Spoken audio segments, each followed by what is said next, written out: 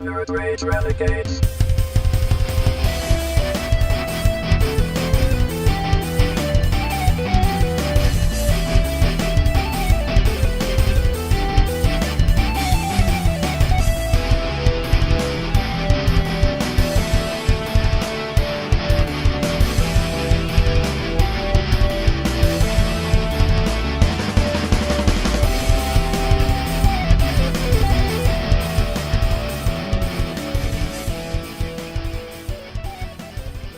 Ladies and gentlemen, welcome to the NRR Renegades podcast. Chief and I doing a day recording. We're recording during the day today. As he pulls. Yeah, unusual. Well, it's not that unusual. We've done it's a Monday. We can do that. I just woke up from a nap, much needed nap after a long free comic book day weekend. Yeah, buddy. I've been saying this for a few weeks now. Ever since C2E2, I've been in this funk, like this after-con funk. Because... Oh, yeah, that was a really good time, and then you got to go back to the regular life. Like, we were, for 4 days, we were, like, going to museums and like, walking around with, like, Deadpools and Wookiees. Yeah. And it was just a blast of, like, just running around and talking to cool people and getting interviews and shit like that. Well, it's like, we do that for 4 days. Constant movement. You know, we're constantly moving. And, like you said, talking to cool people, making connections, doing business. And then you come home and you got to go back to work. And for me, it's sitting, it's sitting at in a desk for hours and hours and hours. And it's like, it gets to you because you just came from constant walking around, talking, interaction, to sitting in front of a computer screen, waiting for like a phone call or an email to come in so you can get some work done. Excuse me. It was mind blowing. Yeah. So your connection seems like it's kind of breaking up just a little bit right there. How do I sound right now? It sounds fine now. When you were talking just a second ago, it cut out a couple of times. So just be aware of that later. Might have been on. because I was like, I was like breathing. I don't know. But so having Free Comic Book Day come in felt just so good because, once again, back in the elements, getting comics, my shop had 25% off of, like, all old books. Yeah, there was some kind of deal going. There was some deal. I didn't even really pay attention. It was so crowded. It was hot in there because the air conditioner was, like, maxed out. It was getting really hot, and there were just it was, like, shoulder to shoulder in the shop. So, that's cool, though, man. I'm telling you, it gets bigger every year. I'm seeing more kids show up. I'm seeing like different people that never read comics are showing up to these things. Like comics. They say some print industry is dying off, but I don't know. You wouldn't know it from when I saw it Comic Book Day. The whole store was full. It is that one day of the year where people who you would never normally see at the comic book store are there. They come for the free books. I hope they bought something while they were there with the free books. I hope they bought something to support the local comic shops. I know I did, and I know you did. Yeah, I got let's see, I got Avengers number 10, First Immortus. Trying to find my free comic book day stuff, and I got a Rick and Morty, one of those enamel like painted pins over there.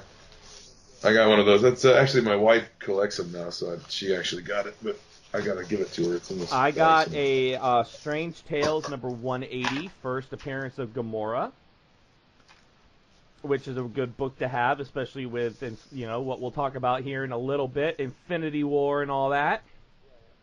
Yeah. We actually both went to a movie theater and saw a movie. Rare occurrence. And then I went to this store I've talked about on the show before called Second and Charles. It's like a secondhand. It's got books, movies, games, comics. Yes. And I love it because on Free Comic Book Day, they do, if you buy 5 used comics, you get 5 free. And most of the used comics are like 95 cents to $1. So you can go in there and just like stock up. you can just stock up. And I got a shit ton of the Peter David Peter David run of Aquaman. I got some Uncanny X-Men that I was missing from the 400s that I didn't have. An old Avengers, an old Thor, some Blade. Man, I love sales like that, especially when you go to a place where somebody has dropped off like a whole run of something that you don't have. Like I got one time I went to one of the antique malls that I hit up on the border. I live near the border of Wisconsin and Illinois, and right over the border of Wisconsin, there's a bunch of antique malls and stuff. And we go up there, and one time I got almost, except for like the key issues, of course, because those are always missing. Yeah, when you always. see that, the key issues are always gone. But I got most of the Defender's key issues. And I didn't have a lot of the bulk of the series, like later on down the road, especially when some of the other heroes were in it, not just the original 4 or 5 that were with Doctor Strange and the Hulk. But I managed to pick up like the whole run of Defenders, like at a flea market one time, and then I got like the whole run of ROM Space Knight at another one. And it's like I love when you get a deal. Like I think the deal there was like fill up like $50, fill up a whole short box or whatever you want. And so I paid the $50 and got like the entire run of ROM and then a bunch of other cool shit. And what's funny is I had like 2 books left over, and they were like, well, if you want, you can either get these 2 books or you could, find 3 more you want to buy, and then you get 5 more free. So they started showing me the books behind the counter that they had just, looked at, that had just come in. And there were some old Wildcats, like from Jim Lee, which I've been looking for. And then they had some Wildcats from when it went over to Wildstorm. So I picked those up, and I'm looking through, and all of a sudden I see these 2 books. I'm like, are you putting these over in the used, bin for like $1 and stuff? They're like, well, most of these, all these comics are gonna go over there. I'm like, you understand this is first cameo and first appearance of Apocalypse, right? And they were like, what? I'm like, yeah, this is first cameo and first appearance of Apocalypse. They were like, we didn't know that. I'm like, yeah, you're lucky I already have them, or otherwise I would have scammed your asses and took them. Well, like, when I looked, they have like these glass cases for like the expensive stuff. And they had a Super Nintendo game there. And it was supposed to be Revenge of the Joker for Super Nintendo, and I'm looking at it, I'm like, wait a minute. That, why is a game that came out in the early 90s have a 2000s picture of the Joker on it? Right? I'm like, I called the lady over, I'm like, she's like, you want to see something out of the case? I'm like, no, but do you guys normally buy and then sell reproduction carts for $50? She goes, what? I said, that's a reproduction cart. That's not the real game. That's a repro cart. She's like, what? We're not supposed to buy reproduction carts. I'm like, well, you got one in the case right there. So she got on the thing with the manager, and the manager was like, yeah, I wasn't here that day, and the guy running the buyback bought a repro card. Now he's like, I'm pissed off. I don't know what to do with it. I'm like, well, he put it in the case for $50. That thing, you can get that for like $10 a top. $10. It's a repro card. So, but other than that, great comic book weekend. Read a lot of Marvel because I've been trying to catch up on Marvel. Caught up on GTA.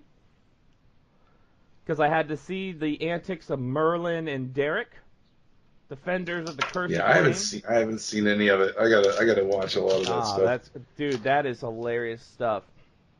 I love it because everybody on the server gets into it with them. They're sitting there and they're like battling, and it's like real like Dungeons and Dragons battling. It's like, all right, you roll what you want to do. Do you want to move, cast a spell, or attack? So they roll the dice, and then Milton's like, all right, now I roll to see if I resist it, and he rolls like, okay, now you roll to see how much damage you do. Yeah, I watched I don't remember, it was the first or second one that he did when he was just by himself and he was laying on the ground and he got hurt somehow. I didn't see how he got hurt, but I turned it on and it was live, and he had like the ambulance, like the paramedics were there and the cops, and they were all standing around him. He was trying to get a ride along with the cops while he's laying there dying on the ground. And he's like, okay, officer, you roll. And he's like, if you get better than 17, I get a ride along. And the cop and he had like the dice rolling Yeah. sound, and he would play it, and they would act like they rolled, and they were all playing D&D for his life and for ride-alongs. The characters are. Excuse me, I'm eating because I just woke up from a nap. And he's like a bear. It's got a forage. Crawls out of bed. Forage. I gotta wipe Forages. my ass with a rabbit. You know. But no, I mean, as far as the comedy side goes, that is really the funny shit that's been going on. I found a channel on YouTube this past week called GTA Fails, and whoever runs this channel, and I guess the family doesn't care. I've heard they don't care because he doesn't make like any money off of these videos or something. He takes like the best clips from like that previous day of the family RP, and puts them all together in one video. So it's like a 20 to 30 minute video. But you'll get everything from Granny to Selvig to Penta. They've had, I mean, in past episodes they've had when Djibouti stole the transport truck for the prison. That was great. They've had, and then Bill did it like the next day. They've had stuff with Bill. They'll have stuff with all the different characters, in like SecuroServe and things like that. I've got to watch Bill as in Conan Exiles. No pants. I watched when you told me about it. I went right to it and I watched like 5 minutes of it, and it just looked funny.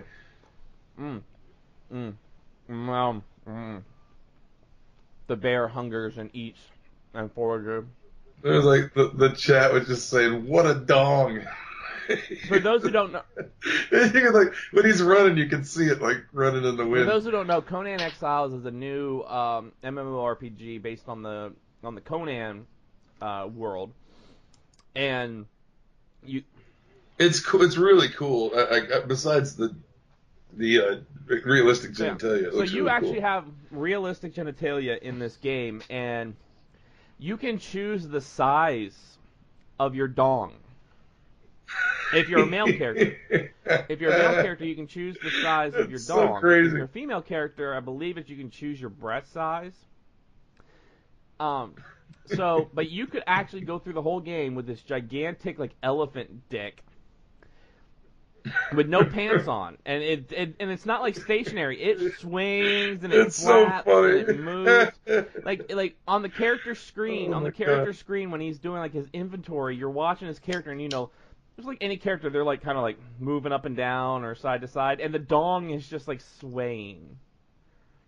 And it's uncircumcised. It's an uncircumcised dong.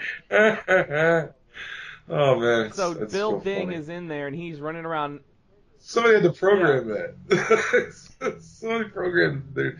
Somebody's responsible for the dick section of the Conan Exiles game. It's like somebody had to sit there and put like motion capture on some dude's schlong because they had to get realistic schlong movements. Like, we want this to be realistic. How does a dick actually flap when it jumps up in the air? We have to find well-endowed gentlemen.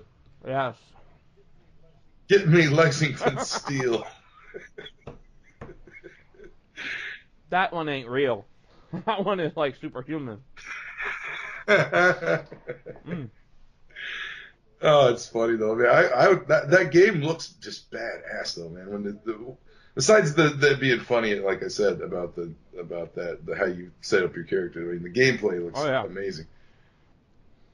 It definitely has a really good mechanic. I mean, you can build, you can forage, kind of like Ark in a way, but in Conan. Yeah. And of course, once again, you get to choose the size of your dick. So if you have if you feel like you need to overcompensate for something, go get Conan Exiles. You could act. Oh, that should be like the commercial for Conan Exiles. It's like, was God unfair to you? Were you not blessed with the touch of Longinus?